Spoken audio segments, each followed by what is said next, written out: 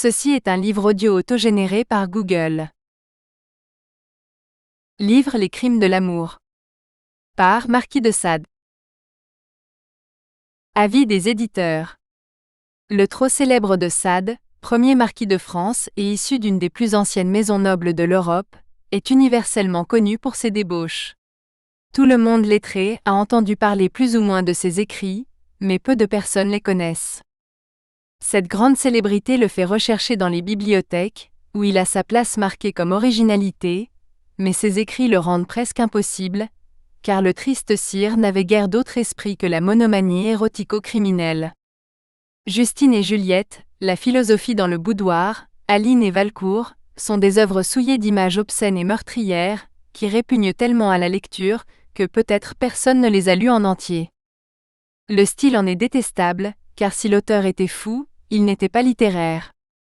Zoloé, l'auteur des Crimes de l'amour à Vilterque, Les Crimes de l'amour, et autres productions analogues ne sont que de plates satires, ou de mauvaises nouvelles, sans intérêt. En publiant ici une nouvelle tirée des Crimes de l'amour, le pamphlet contre Vilterque, l'étude sur les romans, et la notice sur Sade et ses écrits, les bibliophiles ont l'avantage d'avoir un spécimen des ouvrages de cet érotomane, et ils peuvent ainsi se dispenser d'acquérir ses autres œuvres. GD. Juliette et René ou La conspiration d'Amboise.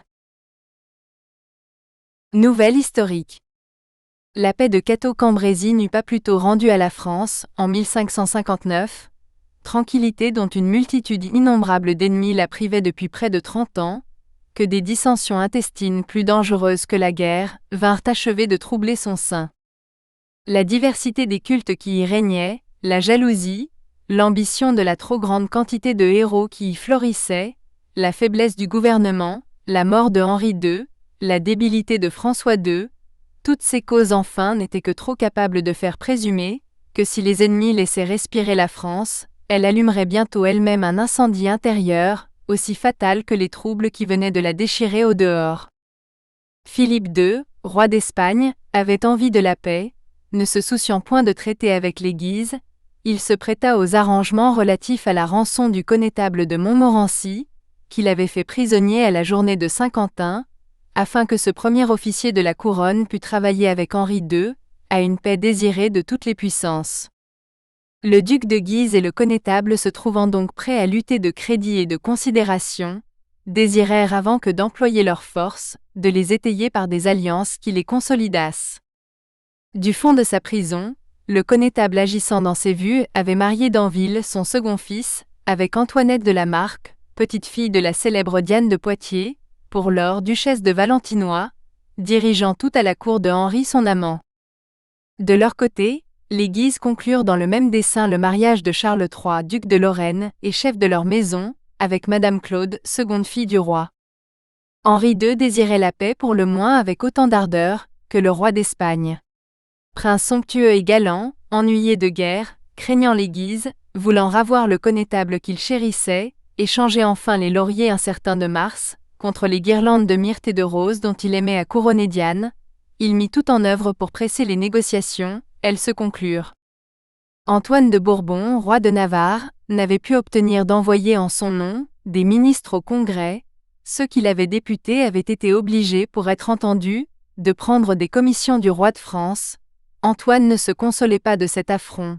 C'était le connétable qui avait fait la paix, il arrivait triomphant à la cour, il y venait avec l'intention de se ressaisir des rênes du gouvernement. Les Guises l'accusaient d'avoir pressé des négociations qui brisaient à la vérité ses fers, mais dont il s'en fallait bien que la France eût à se louer. Tels étaient les principaux personnages de la scène, tels étaient les motifs secrets qui les animant les uns et les autres, allumaient sourdement les étincelles de haine qui allaient produire les affreuses catastrophes d'Amboise. On le voit, l'envie, l'ambition, voilà les causes réelles des troubles dont l'intérêt de Dieu ne fut que le prétexte. Ô religion, à quelque point que les hommes te respectent, lorsque tant d'horreurs émanent de toi, ne peut-on pas un moment soupçonner que tu n'es parmi nous que le manteau sous lequel s'enveloppe la discorde, quand elle veut distiller ses venins sur la terre? Et s'il existe un Dieu, qu'importe la façon dont les hommes l'adorent, sont-ce des vertus ou des cérémonies qu'il exige? S'il ne veut de nous que des cœurs purs, peut-il être honoré plutôt par un culte que par l'autre, quand l'adoption du premier, au lieu du second, doit coûter tant de crimes aux hommes? Rien n'égalait pour lors l'étonnant progrès des réformes de Luther et de Calvin. Les désordres de la cour de Rome, son intempérance, son ambition, son avarice avaient contraint ces deux illustres sectaires à montrer à l'Europe surprise combien de fourberies, d'artifices et d'indignes fraudes se trouvaient au sein d'une religion que l'on supposait venir du ciel. Tout le monde ouvrait les yeux, et la moitié de la France avait déjà secoué le joug romain pour adorer l'être suprême, non comme osaient le dire des hommes pervers et corrompus, mais comme paraissait l'enseigner la nature. La paix conclue, et les puissants rivaux dont on vient de parler n'ayant plus d'autre soin que de s'envier et de se détruire, on ne manqua pas d'appeler le culte au secours de la vengeance, et d'armer les mains dangereuses de la haine, du glaive sacré de la religion. Le prince de Condé soutenait le parti des réformés dans le cœur de la France, Antoine de Bourbon, son frère, le protégeait dans le Midi, le connétable déjà vieux s'expliquait faiblement, mais les Châtillon, ses neveux, agissaient avec moins de contraintes. Très bien avec Catherine de Médicis, on eut même lieu de croire dans la suite qu'il l'avait fort adoucie sur les opinions des réformés, et qu'il s'en fallait peu que cette reine ne les adoptât au fond de son âme. Quant aux Guises, tenant à la cour, ils en favorisaient la croyance, et le cardinal de Lorraine, frère du duc, pouvait-il, lié au Saint-Siège, n'en pas étayer les droits? Dans cet état de choses, n'osant encore se déchirer soi-même, on se prenait aux branches, on attaquait mutuellement les créatures du parti opposé, et pour satisfaire ses passions particulières, on immolait toujours quelques victimes. Henri II vivait encore. On lui fit voir qu'il s'en fallait bien que le Parlement fût en état de juger les affaires des réformés condamnés à mort par l'édit d'Écouen, puisque la plupart des membres de cette compagnie étaient du parti qui déplaisait à la cour. Le roi se transporte au palais, il voit qu'on ne lui en impose point. Les conseillers du fort, Dubourg, Fumé, Laporte et de Foix sont arrêtés, le reste s'évade. Rome aigrit au lieu d'apaiser, la France est pleine d'inquisiteurs, le cardinal de Lorraine, organe du pape, hâte la condamnation des coupables, Dubourg perd la tête sur un échafaud, de ce moment tout s'émeut, tout s'enflamme.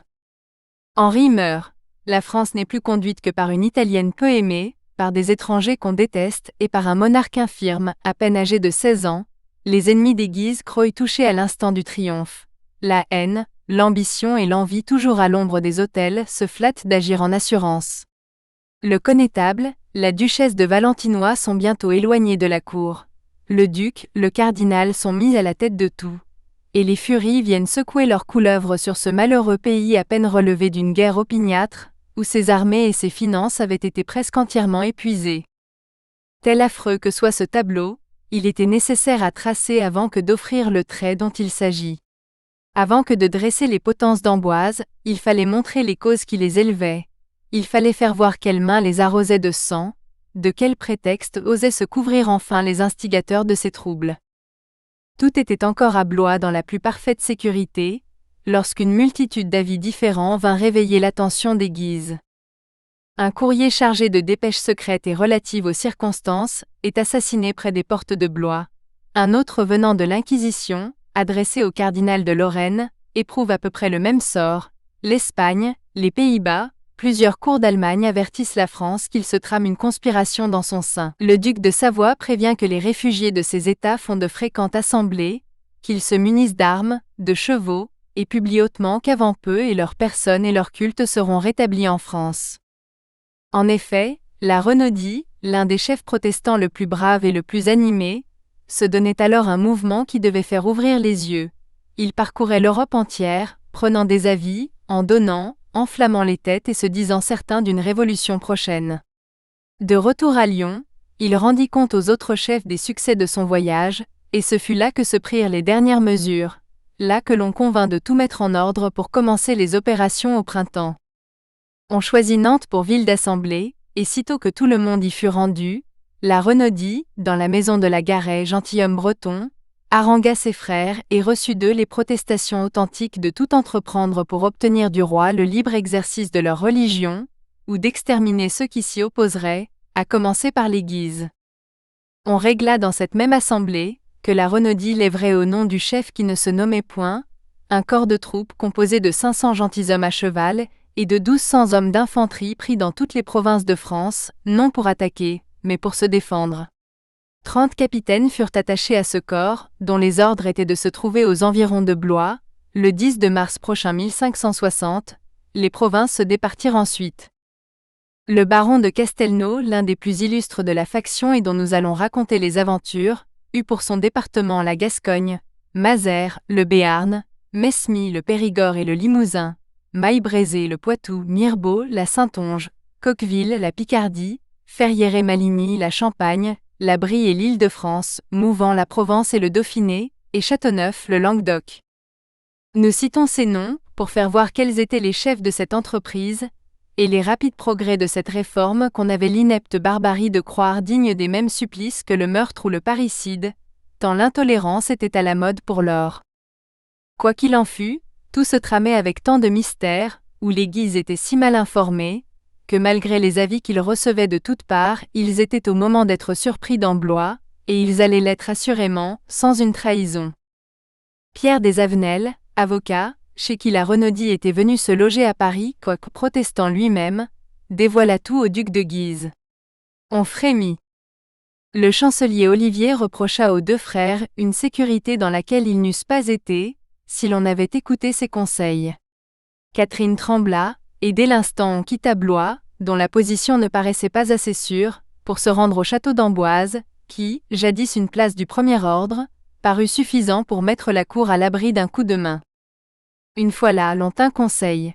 L'on fit ce que Charles XII de Suède disait d'Auguste, roi de Pologne, qui, pouvant le prendre, l'avait manqué, et avait aussitôt assemblé son conseil. Il délibère aujourd'hui, disait Charles, sur ce qu'il aurait dû faire hier. Il en fut de même à Amboise.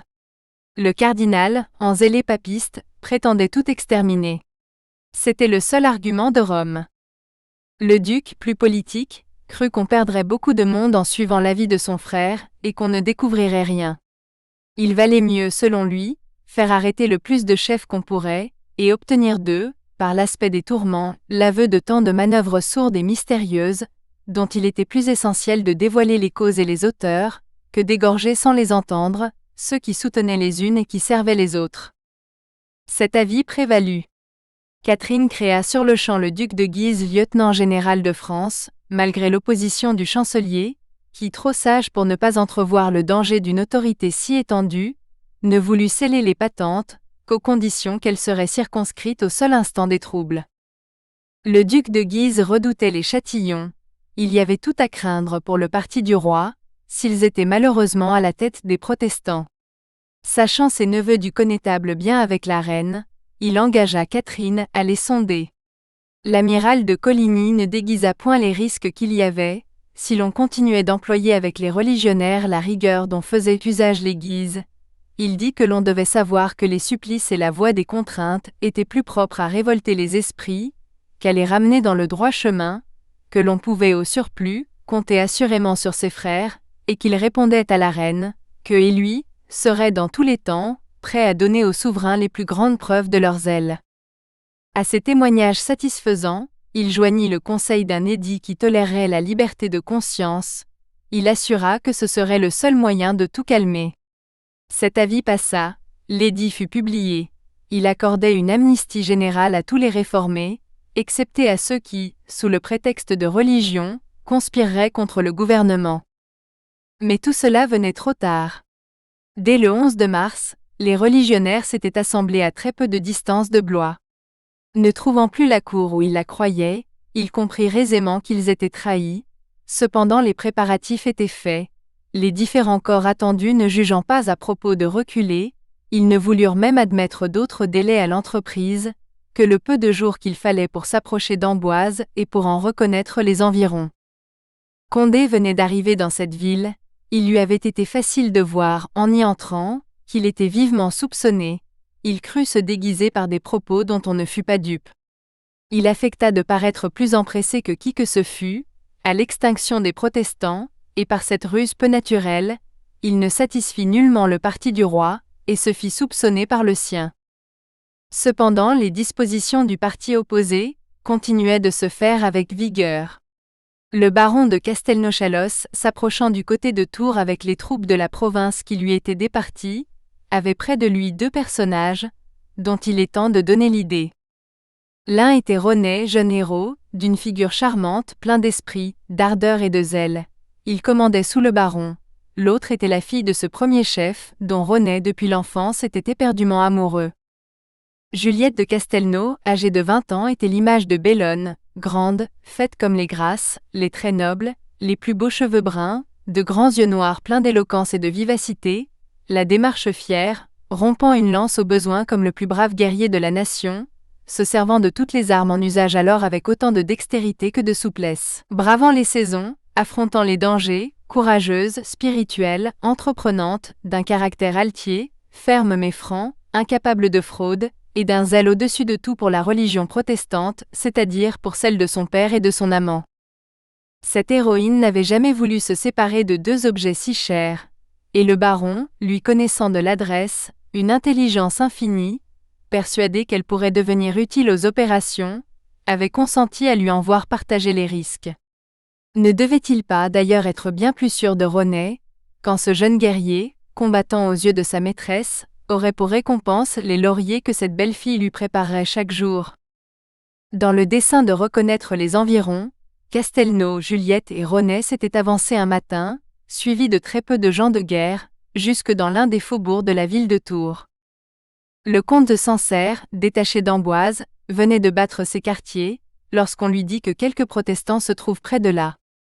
Il vole au faubourg indiqué, et pénétrant à la hâte dans l'appartement du baron, il lui demande ce qu'il vient faire dans cette ville, la raison qui l'y amène avec des soldats, et s'il ignore que le port d'armes est défendu. Castelnau répond qu'il va à la cour pour des affaires dont il n'a nul compte à rendre, et que s'il était vrai que quelques motifs de rébellion l'y conduisissent, il n'aurait pas sa fille avec lui. Sancerre, peu satisfait de cette réponse, est obligé d'exécuter ses ordres. Il commande à ses soldats d'arrêter le baron, mais celui-ci sautant sur ses armes, seulement aidé de Juliette et de René, a bientôt écarté le peu de monde que lui oppose le comte. Tous trois s'évadent, et Sancerre ayant dans ce cas-ci préféré la sagesse et la prudence à la valeur qui le distinguait ordinairement, Sancerre, qui sait que dans des troubles intérieurs, la victoire appartient plutôt à celui qui épargne le sang qu'à l'imprudent qui le prodigue, revient sans honte dans Amboise, rendre compte aux Guises de son peu de succès. Sancerre, vieil officier, plein de mérite, ami des Guises, mais franc, loyal, ce qu'on appelle un véritable Français, n'avait pourtant pas été assez occupé de son expédition, qu'il n'eut eu le temps d'apercevoir les attraits de Juliette, il en fit les plus grands éloges au duc. Après avoir peint la noblesse de sa taille et les agréments de sa figure, il la loua sur son courage. Il l'avait vue au milieu du feu se défendre, attaquer, n'évitant les dangers qui la menacent que pour en répandre autour d'elle. Et cette vaillance peu commune rendait assurément du plus grand intérêt celle qui joignait à toutes les grâces de son sexe, des vertus qui s'y alliaient aussi rarement. Monsieur de Guise, curieux de voir cette femme étonnante, conçut aussitôt deux projets pour l'attirer à Amboise, la faire prisonnière, ou profiter de l'ouverture du baron de Castelnau, et lui faire dire que puisqu'il avait assuré Sancerre qu'il n'avait d'autre intention que de parler au roi, il pouvait venir en toute sûreté. Ce dernier parti s'adopte de préférence. Le duc écrit. Un homme adroit est chargé de la dépêche. Précédé d'un trompette, il s'avance avec les formalités ordinaires, et remet sa missive au baron, dans le château de Noisey, où il était logé avec les troupes de Gascogne et de Béarn, mandées pour l'expédition d'Amboise. Quelques précautions qu'on eut prises avec l'émissaire du duc, il fut facile à celui-ci de s'apercevoir qu'il y avait beaucoup de monde à Noisey, il en rendit compte à son retour, et nous verrons bientôt ce qui en résulta. Le baron de Castelnau résolut de profiter de la proposition du duc, tant pour déguiser ses projets que pour se ménager en agissant comme il allait le faire. Une correspondance sûre dans Amboise, répondit très honnêtement que la plus grande preuve qu'il pût donner de son obéissance et de sa soumission, était d'envoyer ce qu'il avait de plus cher au monde, qu'étant lui personnellement, dans l'impossibilité de se rendre à Amboise, à cause d'une blessure qu'il avait reçue à l'escarmouche de Tours, il envoyait à la reine, Juliette sa fille, chargée par lui d'un mémoire dans lequel il réclamait l'édit de tolérance qui venait d'être publié, et la permission pour ses confrères et lui, de professer leur culte en paix. Juliette partit, munie d'instructions secrètes et de lettres particulières pour le prince de Condé. Ce n'était pas sans peine qu'elle avait adopté ce projet. Ce qui la séparait de son père et de son amant était toujours si douloureux pour elle que, quelque courageuse qu'elle fût, elle ne s'y résolvait jamais sans des larmes. Le baron promit à sa fille d'attaquer 4 jours après la ville d'Amboise, si les négociations qu'elle allait entreprendre étaient infructueuses, et René, aux genoux de sa maîtresse, lui jura de verser tout son sang pour elle, si on lui manquait de respect ou de fidélité. Mademoiselle de Castelnau arrive à Amboise, elle y est reçue convenablement, et descendue chez Sancerre, ainsi qu'il avait été convenu, elle se fait aussitôt conduire chez le duc de Guise, le supplie de tenir sa parole, et de lui fournir sur-le-champ l'occasion de se jeter aux pieds de Catherine de Médicis, pour lui présenter les supplications de son père. Mais Juliette ne pensait pas qu'elle possédait des charmes, qui pouvaient faire négliger bien des engagements. Le premier que M. de Guise oublia en la voyant, fut la promesse contenue dans ses dépêches au baron. Séduit par tant de grâce, son cœur s'ouvrit au piège de l'amour, et le duc, auprès de Juliette, ne pensa plus qu'à l'adorer. Il lui reprocha d'abord avec douceur de s'être défendu contre les troupes du roi, et lui dit agréablement que quand on était aussi sûr de vaincre, on était doublement punissable du projet de rébellion. Juliette rougit. Elle assura le duc qu'il s'en fallait bien que son père et elle eussent jamais pris les armes les premiers, mais qu'elle croyait qu'il était permis à tout le monde de se défendre, quand on était injustement attaqué. Elle renouvela ses plus vives instances, pour obtenir la permission d'être présentée à la reine. Le duc, qui voulait conserver à Amboise le plus longtemps possible l'objet touchant de sa nouvelle flamme, lui dit que cela serait difficile de quelques jours. Juliette, qui prévoyait ce qu'allait entreprendre son père, si elle ne réussissait point, insista. Le duc tint ferme, et la renvoya chez le comte de Sancerre, en l'assurant qu'il la ferait avertir dès qu'elle pourrait parler à Médicis. Notre héroïne profita de ces délais pour examiner sourdement la place et pour remettre ses lettres au prince de Condé, qui, toujours plus circonspect que jamais dans Amboise, et ne cherchant qu'à s'y déguiser, recommanda à Juliette, pour l'intérêt commun, de l'éviter le plus possible et de cacher surtout avec le plus grand soin qu'elle eût jamais été chargée d'aucune négociation vis-à-vis de lui. Juliette, comptant sur la parole du duc, fit dire à son père de temporiser. Le baron la crut, et eut tort.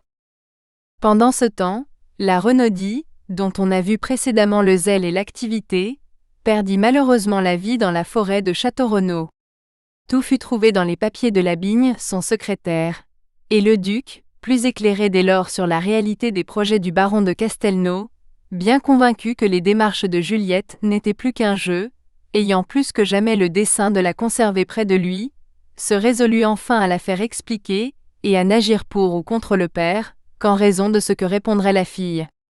Il l'envoie prendre. Juliette, lui dit-il d'un air sombre, tout ce qui vient de se passer me convainc suffisamment que les dispositions de votre père sont bien éloignées d'être telles qu'il vous a plu de me le persuader. Les papiers de la Renaudie nous instruisent. À quoi me servirait-il de vous présenter à la reine, et qu'oseriez-vous dire à cette princesse? Monsieur le duc, répond Juliette, je n'imaginais pas que la fidélité d'un homme qui a si bien servi sous vos ordres, qui s'est trouvé dans plusieurs combats à vos côtés, et duquel vous devez connaître les sentiments et le courage, pût jamais vous devenir suspecte. Les nouvelles opinions ont corrompu les âmes. Je ne reconnais plus le cœur des Français, tous ont changé de caractère, en adoptant ces coupables erreurs. N'imaginez jamais que pour avoir dégagé votre culte de toutes les inepties dont de vils imposteurs osèrent le souiller, nous en devenions moins susceptibles des vertus qui nous viennent de la nature. La première de toutes dans le cœur d'un Français est l'amour de son pays. On ne la perd pas, monsieur, cette sublime vertu, pour avoir ramené à plus de candeur et de simplicité la manière de servir l'Éternel. Je connais vos sophismes à tous, Juliette. C'est sous ces fausses apparences de vertu que vous déguisez tous les vices les plus à redouter dans un État, et dans ce moment-ci, nous le savons, vous ne prétendez à rien moins qu'à culbuter l'administration actuelle, qu'à couronner l'un de vos chefs, et qu'à bouleverser tout en France. Je pardonnerai ces préjugés à votre frère, monsieur, nourri dans le sein d'une religion qui nous déteste, tenant une partie de ses honneurs du chef de cette religion qui nous proscrit, il doit nous juger d'après son cœur. Mais vous, monsieur le duc, vous qui connaissez les Français, vous qui les avez commandés dans les champs de la gloire, pouvez-vous imaginer que le refus d'admettre telle ou telle opinion puisse jamais éteindre en eux l'amour de la patrie? Voulez-vous les ramener, ces braves gens? Le voulez-vous sincèrement?